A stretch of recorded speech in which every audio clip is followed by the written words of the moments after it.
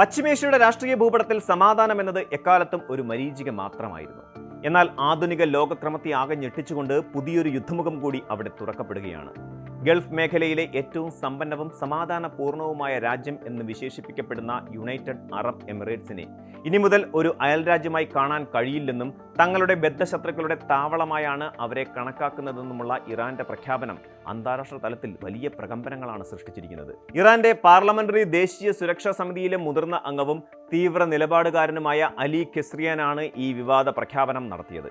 കേവലം ഒരു വാചാടോപത്തിനപ്പുറം ഇറാന്റെ വിദേശകാര്യ നയത്തിലും സൈനിക നയത്തിലും വന്നിട്ടുള്ള അതിതീവ്രമായ ഒരു മാറ്റത്തെയാണ് ഇത് സൂചിപ്പിക്കുന്നത്.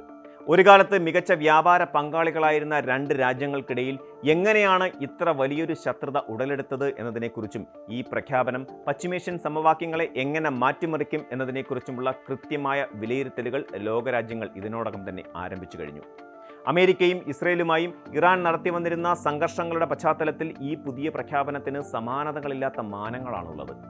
2026 ഫെബ്രുവരി അവസാനത്തോടെ അമേരിക്കയും ഇസ്രയേലും സംയുക്തമായി ഇറാനെതിരെ ആരംഭിച്ച സൈനിക നടപടികളാണ് ഈ പുതിയ പ്രതിസന്ധിയുടെ അടിസ്ഥാന കാരണം.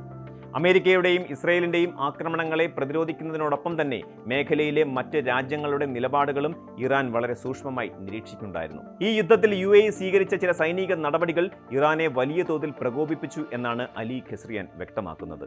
ഇറാന്റെ ഔദ്യോഗിക മാധ്യമങ്ങളോട് സംസാരിക്കവേ UAE ഇറാനെതിരെ നേരിട്ടുള്ള നടപടികൾ സ്വീകരിച്ചതായി അദ്ദേഹം ആരോപിച്ചു. ഇറാന്റെ ഭാഗത്തു നിന്നുള്ള ആക്രമണങ്ങൾ ആരംഭിച്ചതിന് ശേഷം ഇതുവരെ 551 ബാലിസ്റ്റിക് മിസൈലുകളും 29 ക്രൂയിസ് മിസൈലുകളും 2263 ഡ്രോണുകളും തങ്ങൾ തടഞ്ഞതായി UAE തന്നെ ഔദ്യോഗികമായി സ്ഥിരീകരിച്ചിട്ടുണ്ട്. ഇറാന്റെ മിസൈലുകളും ഡ്രോണുകളും ലക്ഷ്യസ്ഥാനത്ത് എത്തുന്നതിന് മുൻപ് തന്നെ അത്യാധുനിക പ്രതിരോധ സംവിധാനങ്ങൾ ഉപയോഗിച്ച് UAE അവയെ തകർത്തു കളഞ്ഞതാണ് ഇറാനെ ചൊടിപ്പിച്ചത്.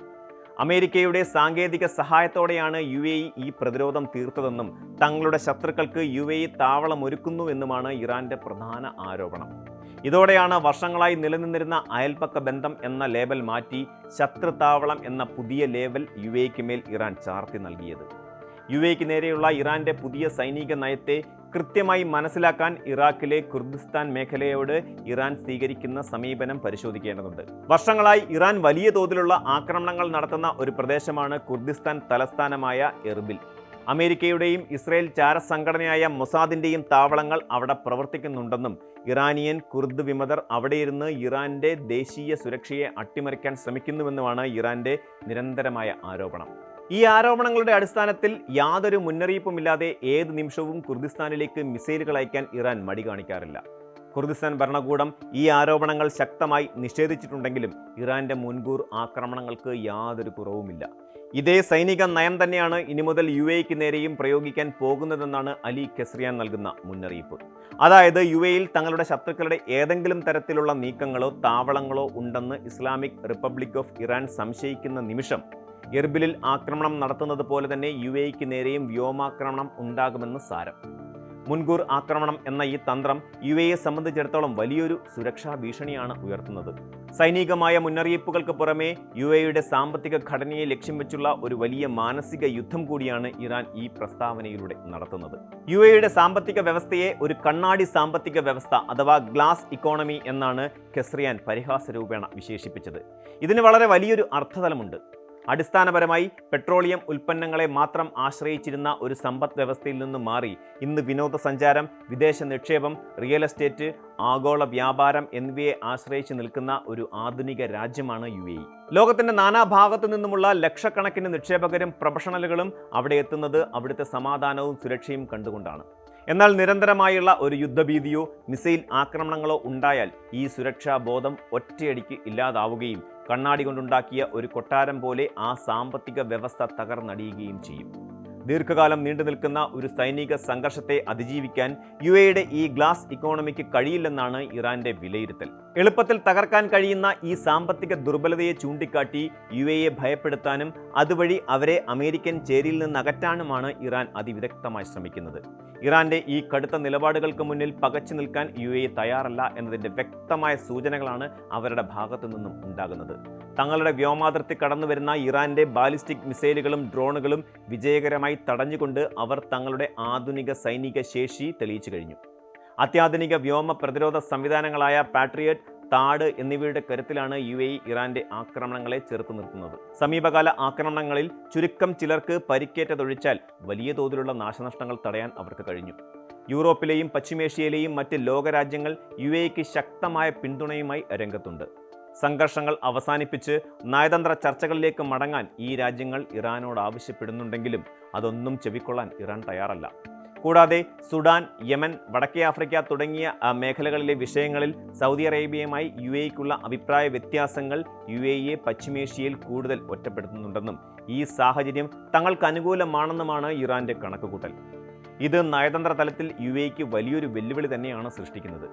ഇറാനും UAEയും തമ്മിലുള്ള ഈ പുതിയ സംഘർഷം ഒറ്റയടിക്ക് പൊട്ടിമുളച്ച ഒന്നല്ല. ഹോർമൂസ് കടലിടുക്കിലെ തന്ത്രപ്രധാനമായ 3 ദ്വീപുകളായ അബു മൂസ, ഗ്രേറ്റർ ട്യൂൺബ്, ലെസ്റ്റർ ട്യൂൺബ് എന്നിവയെ ചൊല്ലി പതിറ്റാണ്ടുകളായി ഇരു രാജ്യങ്ങളും തമ്മിൽ വലിയ തർക്കം നിലനിൽക്കുന്നുണ്ട്. ബ്രിട്ടീഷ് സൈന്യം ഈ മേഖലയിൽ നിന്നും പിന്മാറിയ കാലം മുതൽ ഈ ദ്വീപുകൾ ഇറാന്റെ നിയന്ത്രണത്തിലാണ്. UAE നിരന്തരം ഈ ദ്വീപുകൾക്ക് മേൽ അവകാശവാദം ഉന്നയിക്കാറുണ്ടെങ്കിലും ഇറാൻ അത് മുഖവിലയ്ക്കെടുത്തിട്ടില്ല. ഈ പഴയ ചരിത്ര പശ്ചാത്തലം നിലനിൽക്കെ തന്നെയാണ് പുതിയ അമേരിക്ക-ഇസ്രയേൽ യുദ്ധം ഇരു രാജ്യങ്ങളെയും നേരിട്ടുള്ള ഏറ്റുമുട്ടലിലേക്ക് എത്തിച്ചിരിക്കുന്നത്. UAE ലക്ഷ്യം വെച്ചുള്ള ഇറാന്റെ ഈ നീക്കം കേവലം 2 രാജ്യങ്ങൾ തമ്മിലുള്ള പ്രശ്നം മാത്രമല്ല, ലോകത്തെ ഏറ്റവും തിരക്കേറിയ കപ്പൽ പാതകളിലൊന്നായ ഹോർമൂസ് കടലിടുക്ക് വഴിയുള്ള ചരക്ക് ഗതാഗതത്തെ ഇത് സാരമായി ബാധിക്കും.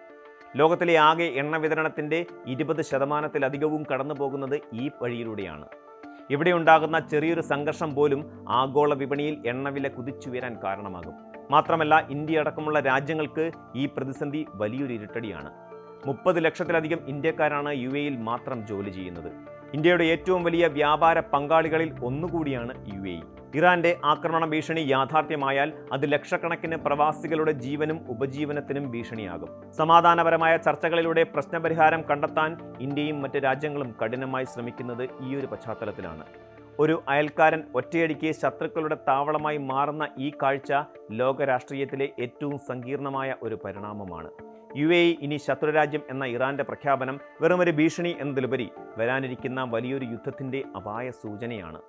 ഏപ്രിൽ ആദ്യം പ്രഖ്യാപിക്കപ്പെട്ട താൽക്കാലിക വെടിനിർത്തൽ കരാർ പൂർണ്ണമായും തകർന്നിരിക്കുന്നു എന്ന് വേണം ഇതിൽ നിന്നും മനസ്സിലാക്കാൻ. എബ്രഹാം അക്കോർഡ്സ് എന്ന ചരിത്രപരമായ കരാറിലൂടെ പശ്ചിമേഷ്യയിൽ സമാധാനം കൊണ്ടുവരാമെന്നത് ഒരു മിഥ്യാധാരണ മാത്രമായിരുന്നു എന്ന് കാലം തെളിയിച്ചിരിക്കുകയാണ്.